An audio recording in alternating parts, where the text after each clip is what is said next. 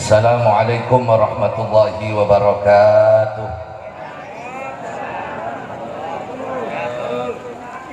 Iya jawab salam na doang nu kahujanan kieu mah ya.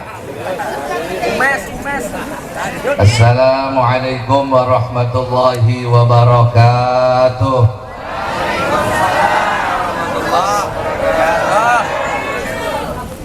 Bismillahirrahmanirrahim. Alhamdulillahirabbil alamin. Alhamdulillahilladzi anzalal Qur'an hudan linnasi wa bayyinatin minal huda wal furqan. Allahumma salli wa sallim wa barik ala sayyidi waladi adnan habibina wa syafi'ina wa maulana Muhammadin wa ala alihi wa sahbihi wa man tabi'ahu bi ihsanin ila akhir zaman. Qala Allah Ta'ala fil Qur'anil Azim wa huwa asdaqul qailin. Law anzalna hadzal Qur'an 'ala jabalin la ra'aitahu khashi'an mutasaddian min khasyatillah wa tilkal amsalu nadribuha lin-nasi la'allahum yatafakkarun. Wa qala an-nabiy sallallahu alaihi wasallam, ahlul Qur'an hum ahlullahi wa khasatuh. Sadaqallahul azim wa sadaqa rasuluhul karim wa nahnu ala dhalika minas syahidin syakirin walhamdulillahi rabbil Fadilatul masyayikh, para kiai, para asatidz, para tokoh masyarakat, wabil khusus guru urang sadaya, pengasuh pondok pesantren Nailul Maram, Kanda Abah Haji Juweni Laduni, sekeluarga kita doakan mudah-mudahan berlimpah kesehatan dan kebarokahan. Bapak-bapak, ibu-ibu, hadirin wal hadirat, mudah-mudahan yang hadir semuanya menjadi orang-orang yang dirahmati oleh Allah Subhanahu wa Ta'ala. Niki bahasa Jawa napa Sunda? Sunda. Hadirin rahimakumullah, di dalam segala hal itu Allah meletakkan kemuliaan, dan tidak ada yang paling mulia kecuali hal-hal yang berkaitan dengan Allah. Ilmu yang dikaitkan dengan Allah menjadi afdolul ulum, menjadi ilmu yang paling mulia. Kalam, omongan yang dikaitkan dengan Allah maka termasuk setinggi-tinggi semulia-mulianya kalam. Maka tidak ada yang paling istimewa daripada kalam diturunkan ke muka bumi ini selain kalam Allah, Al-Quran. Itulah kemudian baginda Nabi mengatakan, orang-orang yang ahli Quran, orang-orang yang membaca Quran, orang-orang yang menghafal Quran, mereka adalah orang-orang yang paling istimewa di sisi Allah Subhanahu wa Ta'ala. Bahkan disebutkan najroh hadis, kata Nabi, al-jannatu mustaqatun ila arba'ati nafar, bahwa surga itu merindukan 4 orang. Siapa orang yang dirindukan oleh surga itu ya Rasulullah? Kata Nabi, anu kahiji talil Quran, anu osok baca Quran. Alhamdulillah zaman kita sekarang ini Quran na eleh jeung HP. Kurang kabeh sibuk ngabuka HP daripada ngabuka Quran. Padahal begitu hebatnya orang yang membaca Quran, disebutkan oleh ulama nu ngaranna malaikat eta teu bisa maca Quran. Batak di mana sahabat aya nu ngaji Quran, di mana-mana aya nu maca Quran, malaikat turun duduk ngumpul jeung nu maca Quran. Kunaon? Sebab malaikat teu bisa maca Quran, hayang bisa kan teu dibere ku Allah. Maka ke orang yang membaca Al-Quran komodo nu ngapal Quran berarti istimewa semulia-mulianya manusia. Buktinya apa? Malaikat tidak dikasih bisa baca Quran, manusia dibisakan oleh Allah mampu membaca bahkan menghafal Quran. Bahkan disebutkan di dalam beberapa riwayat tafsir, begitu hebatnya agungna ieu nu ngaranna Quran, kalau Quran tidak dibaca oleh Nabi maka tidak akan ada yang bisa baca Quran sampai kapanpun. Maka begitu Quran diturunkan, dilafadzkan oleh Nabi, diucapkan ku Nabi, ku sabab diucapkan ku Nabi akhirnya masyarakat manusia kabeh bisa baca Quran. Kalau tidak pernah dilafadzkan oleh Nabi, itu Quran tidak akan pernah ada yang bisa membaca karena tinggi dan mulianya. Yang jadi masalah lain itu ngaji, ayeuna Bapak Ibu. Tapi nunggu asup ke kampung-kampung orang di mana-mana, nu jadi masalah ayeuna nu teu bisa baca Quran. Baheula mah nu ngaranna urang Banten ulah komo Quran. Kitab gundul kabaca. Ari kiwari ulah nu gundul brewok gondrong teu kabaca. Orang dulu jangankan kitab yang ada harokatnya, yang nggak ada harokatnya dibaca di mana-mana, lu maca ngaranna maca kitab mesti pakai bahasa Banten. Sekarang jangankan baca kitab, geus loba di mana-mana lu teu bisa baca Quran. Orang Islam teu nggak baca Quran jelek, mun aya jelema nu teu maca Quran jelek, tapi yang paling hina adalah orang nu teu bisa baca Quran. Wajib hukumnya ketika ayat turun warattilil Qur'ana tartila amr nalil wujub, maka wajib setiap orang Islam kudu bisa baca Quran. Kamu deui apal Quran. Sabaina loba nu teu bisa baca Quran di mana-mana nu jadi korban masjid jeung mushola kabeh akan imam. Bukan imam hiji doang, imam jadi beuteung bingung kabeh semasjid dorong-dorongan. Ulah siga di Cilegon di ditu aya hiji masjid aya di komplek masjidna mewah megah sakomplek pinter kabeh S1, S2, S3, S campur aya kabeh. Tapi eueuh nu bisa ngaji. Dikontrak santri imaman tarawih sabulan puasa. Rupana ieu santri keur buka puasa jadi beuteung loba teh minum kopi. Begitu sholat isya lompat balik ka imah ditungguan setengah jam teu datang-datang. Dikumpulkan dengan ketua DKM maju nanti DKM bapak-bapak ibu-ibu berhubung imam malam ini tidak datang tarawih kita liburkan libur tarawih. Maka wajib anak-anak kita bisa baca Quran. Mohon maaf, di akhirat kita nggak ditanya apa anak kita S1 apa S2 enggak. Ya orang kiwari yang ngebelaan karena pendidikan umum luar biasa. Boga anak kudu sarjana harus kita kuasai sains dan teknologi. Punya anak harus lulus bisa bahasa Inggris hebat luar biasa. Tapi mun orang mikir nu ditanyakan di akhirat lain masalah pendidikan itu ditanyakan ke Allah. Mah imam muka imam dia naon? Quran bisa ngaji ente mana bapak ibu nak cabokan bolak-balik bapak ibu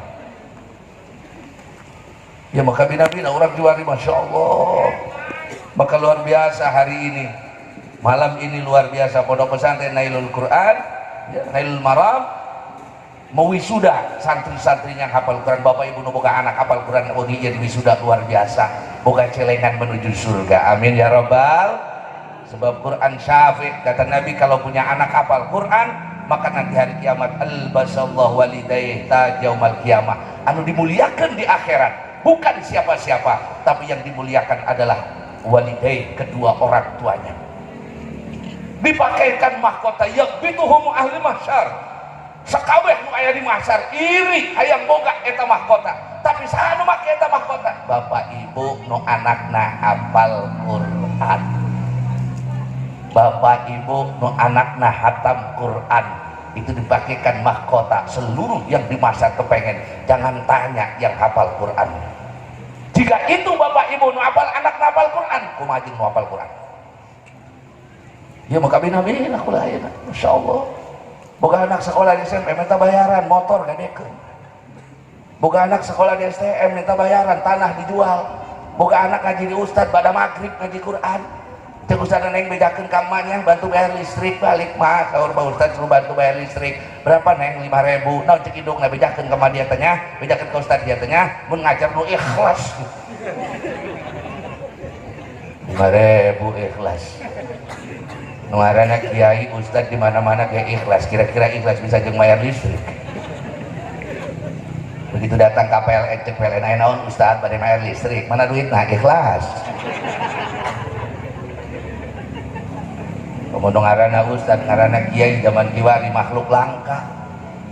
Ataupun ayah ustad di kampung kurang, ayah kiai di kampung kurang jaga baik-baik. Kalau perlu taruh di museum biar agak lamaan dikit. Pejabat modal lo nu antri. Ya ini tinggal kosong nu ganti. Tapi musibah urang ayeuna teh kitu. Pejabat modal ribut orang rebutan nyalon.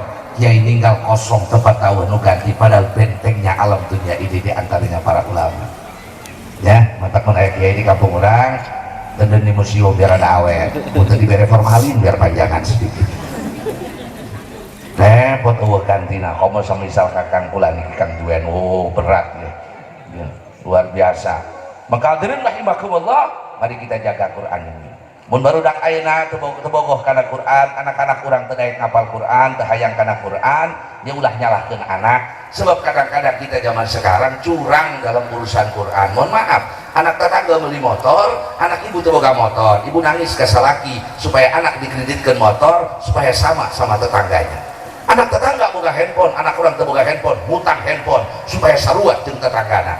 Anak tetangga punya motor, anak kita nggak punya motor, kita sedih. Anak tetangga punya handphone, anak kita nggak punya handphone, kita sedih. Anak tetangga hafal Quran, anak tetangga bisa ngaji, anak kurang tuh bisa ngaji, sedih.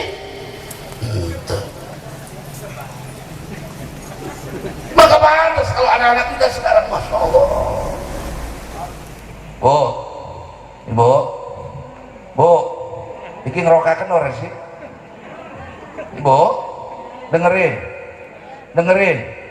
Ibu punya anak hafal Quran tadi di wisuda, ibu mati, bapak mati, tanam dalam tanah, diinjek-injek di kuburan. Anak khatam Quran kirim ke bapaknya, anak baca Quran kirim ke ibu, nah bapak ibu nanya di kuburan, nangis, naon cek bapak, Allahumma ya Allah, nangis saking senengnya. Saya mati ninggalin tanah, anak bacokan rebutan tanah. Saya mati ninggalin rumah, anak berantem di pengadilan rebutan rumah. Saya mati ninggalin anak yang bisa ngaji. Ya Allah, ini warisan saya yang paling mahal. Nangis bapak ibu di kuburan saking senengnya. Untuk percaya sok mati ayeuna. Ulah siga artis. Coba lihat artis tuh, artis diarah sama bapak ibunya disorot. Sama dia peci ireng, kelabin ireng, celana ireng. Dari ujung kepala sampai ujung kaki pakai kacamata ireng kabeh. Begitu sampai di kuburan bapaknya, baca Quran. Megegep. Iku bapaknya di kuburan ngomong pepuat akhirnya mereka bapak. Tidak bisa ngaji. Ya Allah, dunia pesantren luar biasa pak sekarang ini. SMA kebak gak kebagian bangku, SMP habis gak kebagian kelas, madrasah PA muridnya. Pesantren tinggal kobongna doang. Mulai kelihatan tuh. Dulu yang namanya santri itu makhluk favorit, belum selesai mondok udah banyak yang manjerin. Masih mondok banyak yang manjerin kak, anak di pondoknya mohon ke balik nikah ke anak kulanya nggak sijian ke imah dibelikin mobil baheula. Aya nama santri sampai lelumutan can boga istri.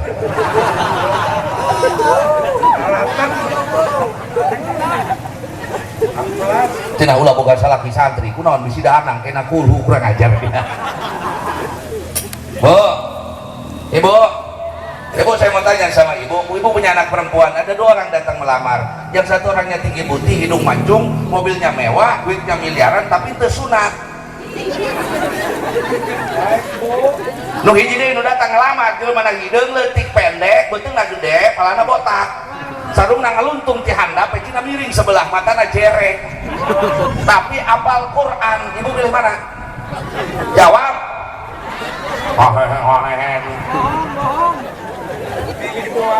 Yang satu tinggi putih, hidung mancung, mobil mewah, kagak ganteng, tapi itu sunat.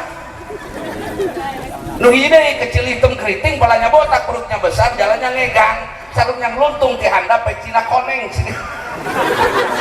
Tapi apal Quran. Ibu pilih mana? Cek ibu, nggak apa-apa, nggak sunat kayak disunat kukula. Orang dulu nggak apa-apa, anak saya nggak, mantu saya nggak bisa kerja, nggak apa-apa, mantu saya itu bisa dagang, tapi mantu saya bisa ngaji taat ibadah. Mudah-mudahan di akhirat ngebelaan pula. Dulu omongan ngakuk ke takoni mau orang. Dulu mau begitu, nggak apa-apa, mantu saya nggak bisa dagang, nggak bisa kerja, tapi taat agama. Mudah-mudahan ngebelaan saya. Alhamdulillah pesantren dia ngeluarkan anak-anak yang hafal Quran. Walaupun yang di wisuda perempuan tuh harus pinter. Kalau ibunya hafal Quran, insya Allah anaknya gampang hafal Quran. Orang tuh gimana ibunya pinter, anaknya pinter. Ibunya pinter, bapaknya bloon, anaknya pinter. Bapaknya pintar, ibunya blow on anaknya. Lah yang parah bapaknya blow on, ibunya blow on. Gandol anaknya. Makanya kan gampang Pak, kalau orang punya anak taat ibadah, hafal Quran, bisa ngaji, orang mesti nanya, ibu nasaha. Begitu punya anak brengsek kurang ajar, orang nanya bapak nasaha. Nasib lelaki di mana-mana gitu kan. Yang nggak enak dikasih ke lelaki, yang enak-enak ke ibu-ibu. Satu, talil Quran. Maka mari kita jaga pesantren-pesantren Al-Quran, bekali anak-anak ibu dengan Al-Quran. Harus kita kuasai sains dan teknologi. Kita butuh dokter-dokter muslim tapi yang hafal Quran. Kita perlu sarjana-sarjana muslim tapi yang hafal Quran. Kenapa? Agama tetap menjadi fondasi agama utama. Agama tetap menjadi landasannya. Kenapa? Sebab punya dasar dari pondok-pondok pesantren. Satu, orang yang dirindukan surga itu orang yang banyak membaca Al-Quran. Orang yang banyak baca Quran berarti orang yang hafal Quran. Sayyidina Umar itu Pak, sholat tahajudnya sebentar. Diriwayatkan, dikatakan Sayyidina Umar itu kalau sholat tahajud cuma dari 2 rakaat satu malam, mulai dari habis kisah selesai adzan subuh. 2 rakaat, mulai habis kisah selesai adzan subuh. 1 rakaat hatam Quran, 1 rakaat hatam Quran, berarti 2 rakaat 2 kali hatam. Hebat itu baca Qurannya dalam sholat. Sayyidina Utsman itu dalam sholat malamnya selalu setiap rakaat menghatamkan Quran. Bang Syafi'i bulan Ramadan itu menghatamkan 50 kali hatam Quran di dalam sholat. Udah ditanya di luar sholat. Imam Abu Hanifah sebelum meninggal itu bikin kuburan ya, digali dulu kuburannya. Kemudian di kuburan itu Imam Hanafi menghatamkan 7.000 kali Quran. 7.000 kali. Bapak seberapa kali hatam Quran? Pak, seberapa kali hatam Quran? Alhamdulillah, maca kulhu 3 kali hatam sekali. Tahlil. Yang kedua, siapa orang yang dirindukan oleh surga itu ya Rasulullah? Yang kedua kata Nabi, mut'imil ji'an, orang yang banyak memberi makan orang. Orang dulu tuh kenapa hidupnya hebat Pak? Orang dulu tuh punya 2, yang sekarang kita nggak punya. Apa? Satu, orang dulu tuh yakin sama Allah. Kadang-kadang gara-gara yakin lu tak asup karena akal. Jadi orang dulu kalau lehernya sakit nggak bisa nengok, yang dijemur bantal cager. Tanyakan ke dokter, nah urusan hulu jeung bantal. Bisa nggak masuk akal, tapi karena yakinnya kepada Allah dikabulkan. Sekarang makin hari kita ini makin baik yakinnya pada Allah. Beras naik ke bawah negeri sholati biasa naik, mau mati sukan dok naik. Ada ibu-ibu baru punya mantu ngomong sama anaknya, neng anaknya udah loba-lobain sama sekolah mahal, dahar mahal, punya anak 2, 1 kampret tukang copet, atau juga bisa beli jemberan. Orang dulu meyakin kepada Allah, anak mau rumahnya tanah, bangunannya bilik, atapnya olit, anaknya 15, mangan pasir enggak, semua jadi orang langsung jadi ayam. Kok bisa? Karena orang dulu punya keyakinan sama Allah. Urusan rezeki mulai urusan orang, urusan Allah. Mata kulah ngeributkan karena rezeki. Mun aya jelema nu teu percaya karena rezeki, berarti percaya ke Allah. Nu karena rezeki mutlak urusan aja ke Allah. Ikhtiar wajib, kasab kudu, selebihnya urusan rezeki, urusan Allah. Mata tuh bisa diukur pakai kepala, rezeki enggak masuk akal. Saya pernah ketemu Ustadz ngajar di madrasah, saya tanya, Ustadz ngajar di madrasah sebulan diberi sabaraha? Alhamdulillah Kiai diberi 250.000. Ustadz anaknya berapa? 4, 250.000 dimakan 6 orang, gak bakal cukup. Itu Ustadz punya motor Vario baru. Saya tanya Ustadz, motornya kredit apa cash? Cash Kiai, di mana? Dahar itu cukup bukan motor cash di mana? Hitung-hitung kukulah sampai hulu ngebul ke bedak-bedak. Buat makan aja nggak cukup, bisa punya motor cash dari mana? Alhamdulillah Kiai, mitoha jual tanah pula dibelikan motor. Nah, ngarana riz atau di mana bisa rezeki mah? Urusan oh. Anu kedua, apa hebatnya orang dulu sehingga melebihi dari kita semua? Orang dulu mah dermawan, punya kepedulian. Kita zaman sekarang korek, pedit, bakhil luar biasa. Masya Allah, sodakoh minta kembalian. Mereka 100.000 minta dipulangan 98. Ibu-ibu tuh cengar-cengir. Orang ditu Bu, orang Cilegon Bu, tapi raina aya di dia jelema tah. Orang dulu mah dermawan, nyembelih ayam dah sedok di rumah, nyembelih ayam sukuna teu di imah, dagingna bawa ke masjid ngeriung. Alhamdulillah aya na mengeriung bolak-balik besek isi dah hulu Banten. Emang mana gua buntutna aya, di mana buntutna di imah hulu kan itu tak ke masjid. Masya Allah. Orang dulu punya kepedulian, makanya dijaga oleh Allah. Orang dulu hidupnya gak bersih-bersih amat kayak kita, Pak. Orang dulu WC-nya aja hektaran. Makanya Belanda gak berani lama-lama di Indonesia. Kenapa? Jalan sini kinjak lagi, lompat buru-buru loba ranjau di Indonesia nya. Orang dulu makannya gak bergizi-bergizi amat. Orang sini kalau makan paling ya gitu-gitu aja, tempe, tahu, gesek terus ya. Padahal daging ayam ketabrak motor, ketabrak motor bencin. Tapi kok penyakitnya gak aneh-aneh. Hidup kita sekarang bersih, makan kita bergizi. Kenapa penyakit aneh-aneh? Harusnya orang dulu yang penyakitnya lebih berat, bukan kita. Sebab kita sekarang tidak punya kedulian, teboga karunya kadulur kata tangga, tidak punya karunya sama orang lain yang ada suudon, dendam, iri, dengki. Itu yang ada di kita tuh sekarang. Tetangga membeli kulkas, orang membeli obat nyeri hulu, membeli kulkas, beli mobil, setruk tetangganya. Kita sekarang begitu. Orang dulu nggak punya kepedulian luar biasa, nanam padi sendiri, panen saudara tetangga diajak, nanam singkong sendiri, panen tetangga saudara dikirimin dulu. Maka Allah turunkan keberkahan. Dan sekarang kitanya berubah, gak punya kepedulian satu sama lain, terbuka karunya karena dulur, karena tetangga, tidak punya kepedulian terhadap sama manusia. Allah angkat itu barokah. Allah kirimkan penyakit yang aneh-aneh. Masya Allah, kita ini sekarang senangnya menanamkan permusuhan satu sama lain. Tetangga jeung tetangga musuhan. Yang paling berat mengkiai jeung kiai musuhan. Yang dicarekan kiai, dan dicarekan ruwet madulena. Orang dulu kok gak begitu. Maka Allah turunkan keberkahan. Ya, kita sekarang senangnya bongkar aib orang satu sama lain. Bu, ini ibu yang suka ngomongin orang, jangan main-main sama ngomongin orang. Tetangga salah benerin, tetangga punya aib lurusin. Jangan sekali-kali diceritain. Barang siapa yang menceritakan aib saudaranya, Allah berikan aib yang sama. Allah berikan aib yang sama.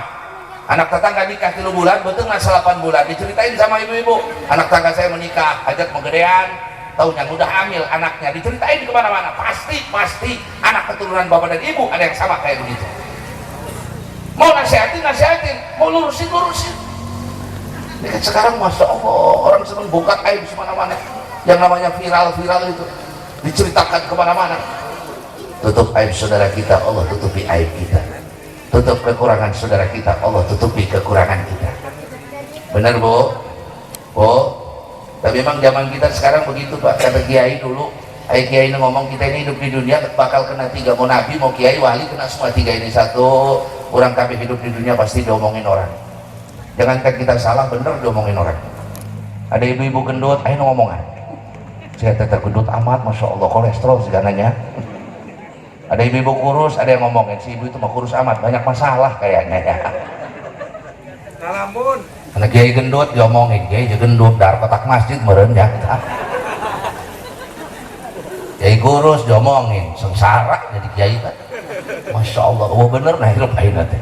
Dan memang itu risiko hidup di dunia.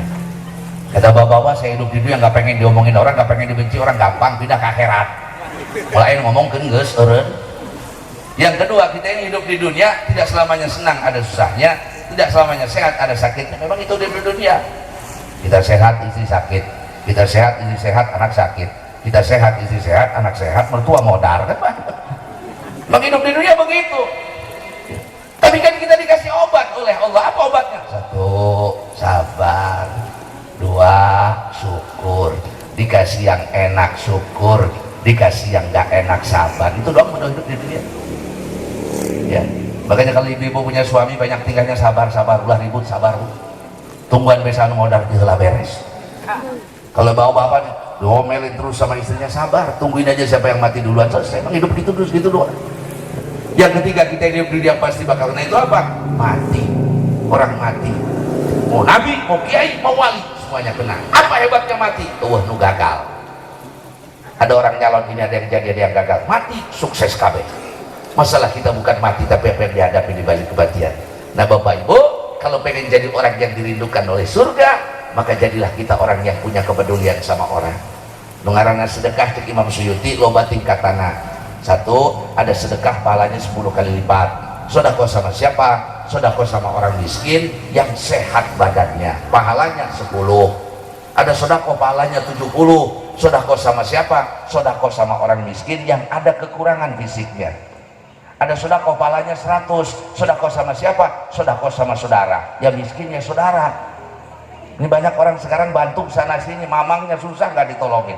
Sekarang banyak orang sedekah kemana-mana, saudaranya susah nggak ditolongin. Sedekah sama saudara 100 kali lipat. Ada sedekah yang pahalanya 700 kali lipat. Sedekah sama siapa? Sedekah sama bapak ibu. Kita punya orang tua, ngirimin. Walaupun bapak ibu kita punya berkecukupan, dikirimin. Sedekah itu dihitung 700 kali lipat. Ada sedekah yang pahalanya nggak habis-habis. Sedekah yang mana? Sedekah yang nafaknya mutaaddi, sedekah yang manfaatnya mutaaddi, bersambung. Abah Haji Juan bikin pondok, ibu ngasih semen sesak, ditaruh sama semen pondoknya masih ada, dipakai ngaji, ibu mati 100 tahun, ibu dapat pahala. Ada orang bangun masjid, bapak merah bata hiji, ditempelin itu bata ke masjid, bapak sudah mati 100 tahun, masjidnya masih dipakai sholat, selama itu kita dapat cucuran pahalanya. Tapi ada sedekah yang paling tinggi, lebih tinggi daripada sedekah kepada orang tua, lebih tinggi daripada sedekah ke masjid, ke pondok. Sedekah sama siapa? Sedekah sama ustad. Udah melotot-melotot kayak gitu. Sedekah sama kiai. Kata Habib Ahmad bin Hasan atau sedekah tertinggi itu sedekah kepada ulama, melebihi sedekah kepada apapun. Tapi setan paling gak seneng kalau ada orang bantu ulama. Kenapa? Biarkan masjidnya gede, biarkan pondoknya gede, lu penting kiai na bubar pondok. Maka itu menjadi sedekah tertinggi. Maka kalau kita ingin dirindukan oleh Quran, mari peduli sama orang, rajin berbagi. Kamari bulan mulur kabeh ngayakeun muludan luar biasa, Masya Allah. Di Cilegon Pak ada satu kampung itu muludan kamari ngaluarkeun 12 ekor kebo. Lain panjangnya itu dong. Iki kebona 12, kambing 12, motor 2 sekampung. Alhamdulillah di dia mah kamari muludan ngaluarkeun motor asupkeun deui ka jero imah. Sugan dari ke sedekah kenyang diparkir doang. Di Serang ada yang sedekah 200 sepeda, luar biasa. Tidak mana qasabalun min sedekah, tidak akan berkurang harta dari sedekah. Ibu, bu, punya cincin apa enggak? Punya. Kalung? Enggak. Gelang? Rabine siapa sih kabeh urut duwe mengkono? Ngisinaken doang. Simpel saja, ibu punya kalung, ibu punya gelang, ibu punya cincin, ibu mati masukin dalam tanah, diinjek-injek di kuburan. Itu cincin, kalung, gelang ibu pasti dipakai istri baru suami ibu. Wondok ibu di kuburan. Allahumma ya Allah, itu cincin menang melikula, ngajual warisan. Akhirnya dipakai istri baru suami saya, wondok mau balik lagi ke dunia nggak bisa. Makanya kalau ibu pengen cincin gelang dibawa mati, kuncinya cuma satu, gunakan untuk kebaikan, gunakan untuk hal yang bermanfaat, insya Allah itu dibawa ke akhirat. Amin ya rabbal alamin. Yang ketiga, yang dirindukan oleh surga itu siapa? Shaim Ramadan, orang yang banyak berpuasa di bulan Ramadan. Insya Allah mudah-mudahan dipanjangkan umur ketemu dengan bulan Ramadan. Hadirin rahimakumullah. Dan yang terpenting dari kesemuanya, mari kita doakan anak-anak kita yang tadi ini sudah diberikan keberkahan oleh Allah Subhanahu wa Ta'ala, diberikan kekuatan untuk menghafal Al-Quran, diberikan kekuatan untuk menjaga hafalannya. Maka yang enak tuh kalau punya anak hafal Quran, suaminya hafal Quran, itu nyambung. Kenapa? Suaminya hafal Quran, istrinya hafal Quran, saling setoran, kan enak tuh. Kadang-kadang kita berbeda, istrinya hafal Quran, suaminya dagang ngoncom, itu nyambung kemana-mana. Tunggaran ke jodoh kiai aja betul, tapi ada aturan supaya menjaga Qurannya. Kalau tidak, berikan porsi untuk menjaga Al-Quran tersebut. Sebab dosa yang paling besar adalah orang yang tadinya hafal Quran kemudian lupa dengan Al-Quran. Ya. Orang dulu Quran itu menjadi patokan utama, Pak. Saya pernah ketemu, saya punya teman di pesantren dulu, itu nikah mas kawinnya Quran 30 juz. Nikah mas kawinnya Quran 30 juz. Distorkan Qurannya 30 juz, itu mas kawin. Ayo itu dia ayah. Ayah mau apa? 30 gram lain 30 juz no ayah. Orang dulu Quran 30 juz, dibacakan itu Quran sampai selesai jadi mas kawinnya. Sah. Di Cirebon ada orang nikah mas kawinnya Alfiah. Hebat orang dulu, Masya Allah. Orang lain mata duitan, apa-apa diukurnya pakai duit, makanya udah kelihatan karena mata duitan. Agamanya pun diukur pakai duit. Pada sehebat apapun kita menumpuk harta di dunia ini, satu hal yang kita tidak akan bawa, satu hal yang kita harus ingat, bahwa apapun yang kita bangun di dunia ini akan kita tinggalkan kecuali apa yang kita gunakan dari kebaikan. Orang punya mobil banyak mati, nggak ada yang dikubur. Orang punya rumah mewah mati, nggak ada yang dikubur. Kata Nabi, yang saya khawatirkan dari umatku bukan mereka tidak ibadah, bukan mereka tidak taat. Yang dikhawatirkan cuma satu. Apa yang dikhawatirkan ya Rasulullah? Kalau umat saya sudah terbuai dengan hidup di dunia, lupa dengan akhirat. Karena dulu Bani Israel dihancurkan gara-gara itu. Senang sama dunia, melupakan akhirat, dihancurkan oleh dunia.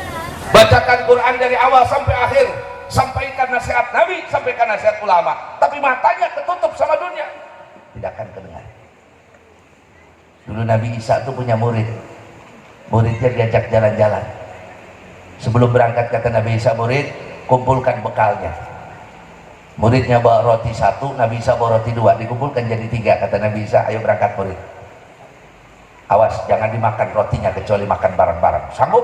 Sanggup Nabi Isa. Berangkat. Rupanya di tengah jalan murid lapar, tengok kanan tengok kiri gak ada yang dimakan, yang ada cuma roti doang. Mau dimakan takut sama Nabi Isa, gak dimakan perut lapar. Akhirnya diambil 1 dimakan, bleng, asup kabut. Istirahat di satu tempat, ditanya oleh Nabi Isa, buka bekalnya. Begitu dibuka, rotinya tinggal 2. Kata Nabi Isa, tadi roti ini 3, kok sekarang tinggal 2? Siapa yang makan roti? Kata muridnya, sumpah wondok kelenger kula tengah dahar Nabi Isa.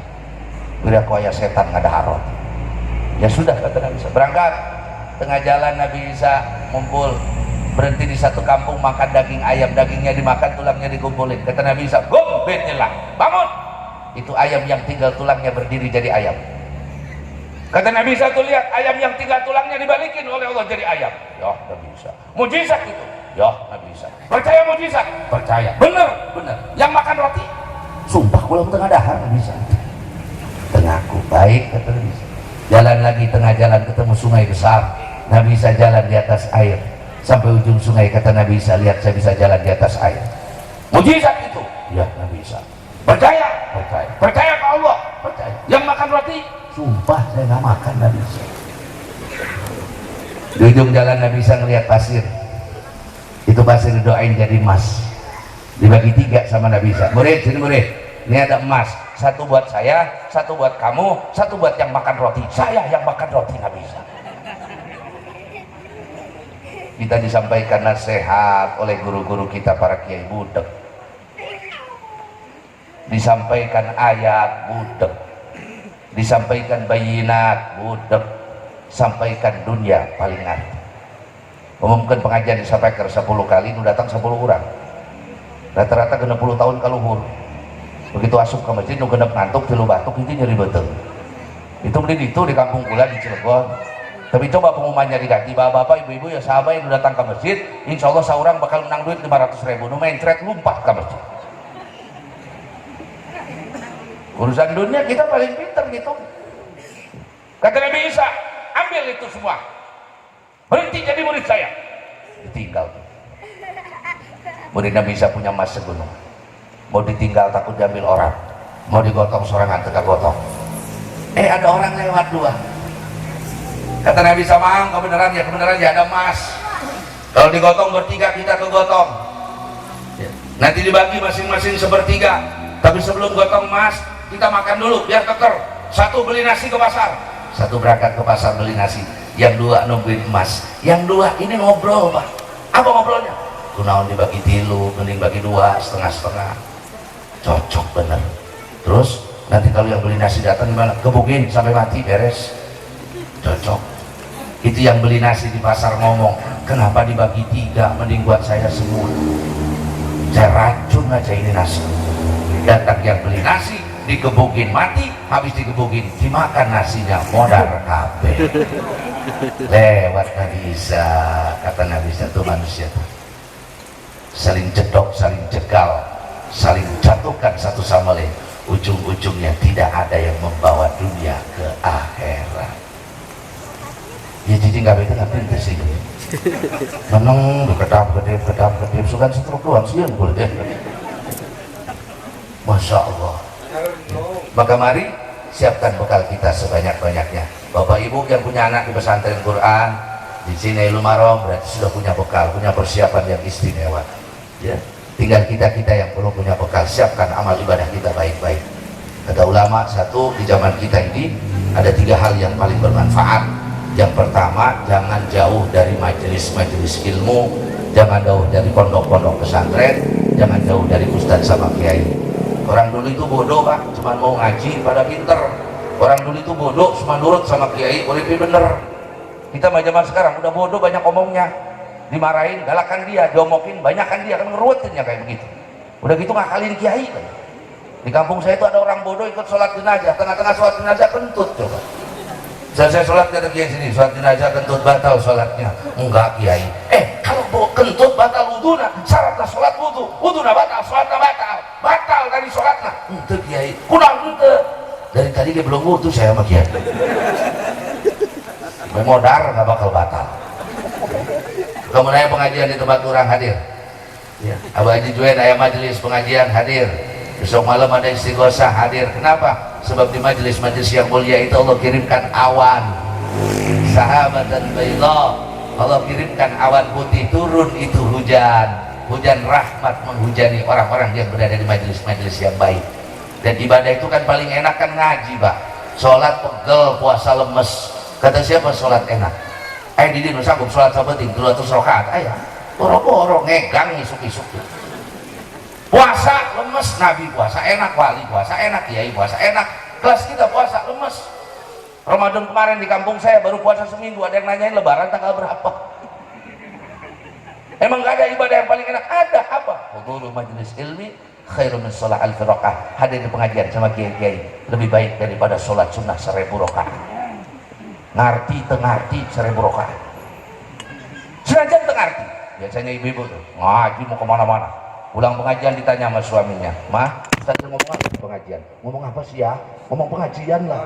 Pengajian kan ada judulnya, Mah. Ustaznya ngebahas apa?" "Ngebahas pengajian." Soal ibu-ibu mah kalau ngaji suka ngobrol sendiri, untuk ngobrol ngekunyem aja memangan. Ibu sana, saya belajarnya dari sini tadinya Bu. Udah begitu ngobrol kan salah denger.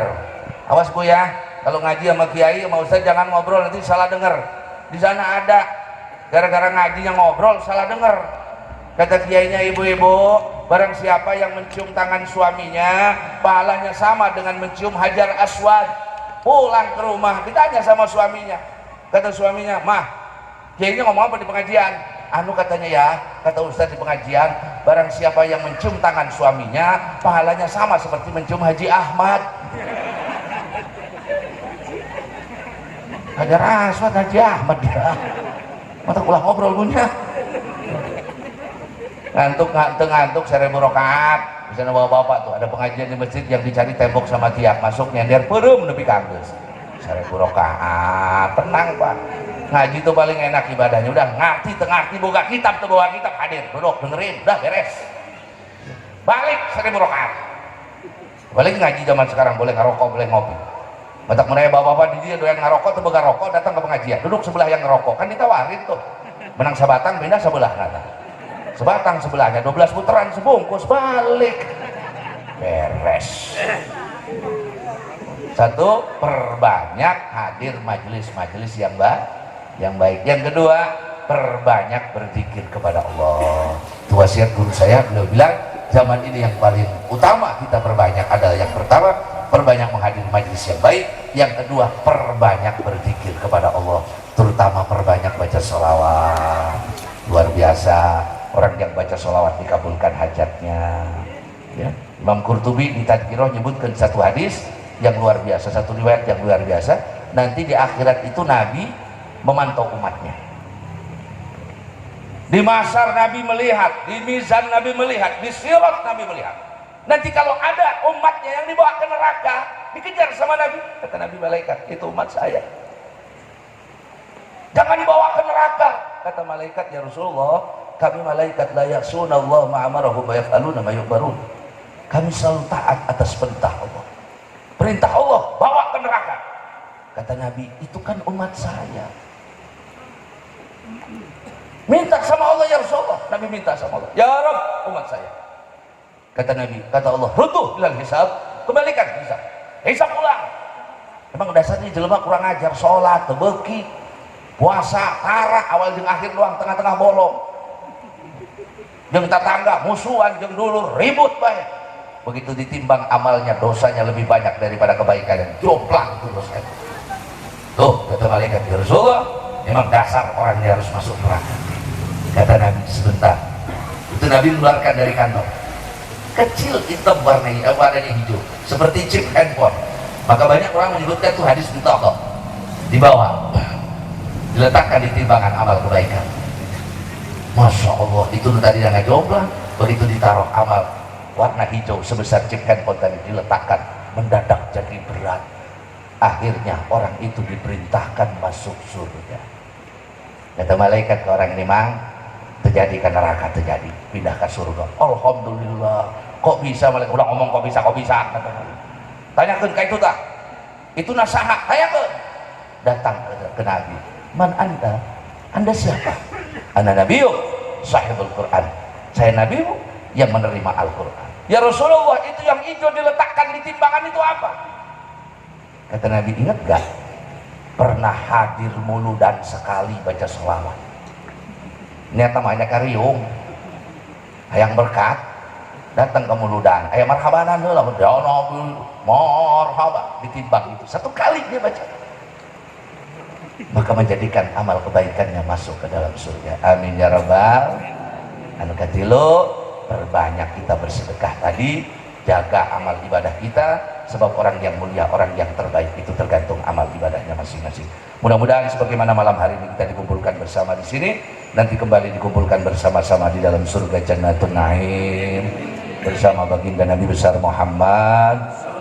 Kita doakan bersama, mudah-mudahan pesantren ini menjadi pesantren yang barokah, santri-santrinya barokah, dijadikan semuanya ahlil Quran, ahlil ulum.